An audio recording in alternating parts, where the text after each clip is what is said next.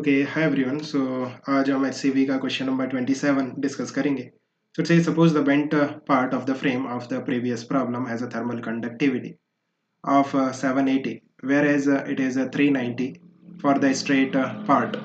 Calculate the ratio of rate of heat flow through the bent part to the rate of heat flow through the straight part.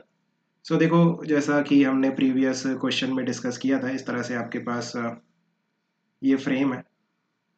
इस frame में ये वाला जो and है वो 0 degree Celsius पे और ये वाला जो एंड है दैट इज़ 100 डिग्री सेल्सियस पे। एंड ये जो लेंथ है दिस लेंथ इज़ 60 सेंटीमीटर। ये जो लेंथ है this length is 5 centimetre and ये भी कितना है 5 सेंटीमीटर।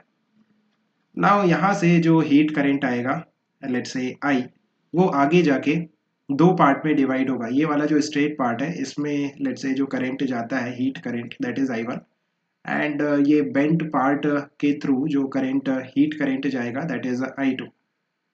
नाउ ये जो I1 एंड I2 है, जो हीट करंट है वो थर्मल रेजिस्टेंस के इनवर्स रेशियो में डिवाइड होता है। ये हमने प्रीवियस क्वेश्चन में भी डिस्कस किया था। सो ये जो स्ट्रेट वायर है, स्ट्रेट वाला जो पार्ट है, इसका रेजिस्टेंस कितना होगा R1 दैट विल बी, इसकी लेंथ कितनी है 60 centimetre. So L divided by cross sectional area that is small a into इसकी जो कंडक्टिविटी है उसकी वैल्यू आपको 390 दे रखी है, right. So this is R1 which is the thermal resistance of the straight part.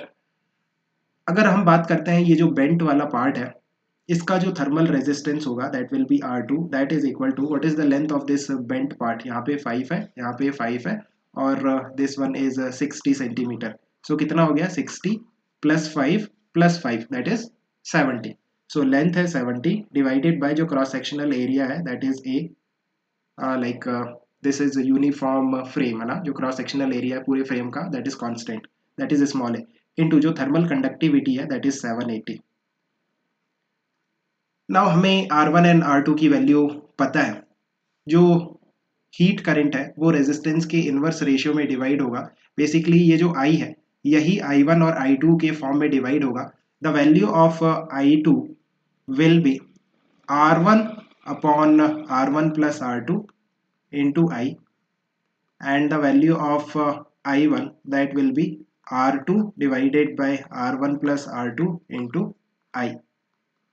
ये कहाँ से आता है? ये बेसिकली जब आप करंट इलेक्ट्रिसिटी चैप्टर पढ़ोगे देन आप ये स्टडी करोगे कि जो करंट है वो रेजिस्टेंस के इनवर्स रेशियो में डिवाइड होता है ना। अगर हम बात करते हैं कि हमें रेशियो निकालना है I2 बाय I1 का, सो आप देखो ये I से I कैंसिल हो जाएगा अगर मैं यहाँ पे रेशियो लेता हूँ एंड ये जो डिनोमिनेटर में R1 प्लस R2 है ये भी कैंसिल हो जाएगा।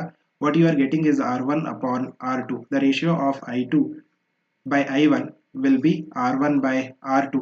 You already have the values of R1 and R2। ये रही R1 की value that is 60 divided by A and 390 and the value of R2 that is 70 divided by A and 780 है ना। ये R2 की वैल्यू मैंने यहाँ पे निकाली थी। This is the value of R2 जो कि मैं पुट कर रहा हूँ। सो नाउ इसको आप सिंप्लीफाई कर सकते हो, a से a कैंसिल हो जाएगा। So this will be 60 upon 390, ये वाला इन्वर्स हो जाएगा दैट इज 780 डिवाइडेड बाय 70। ये कैंसिल हो गया, ये कैंसिल हो गया। सो ये 2 टाइम्स हो जाएगा। So 12 by 7 this is the value of ratio of the heat current I2 by I1। Hope you have understood. Keep working hard, best of luck, bye.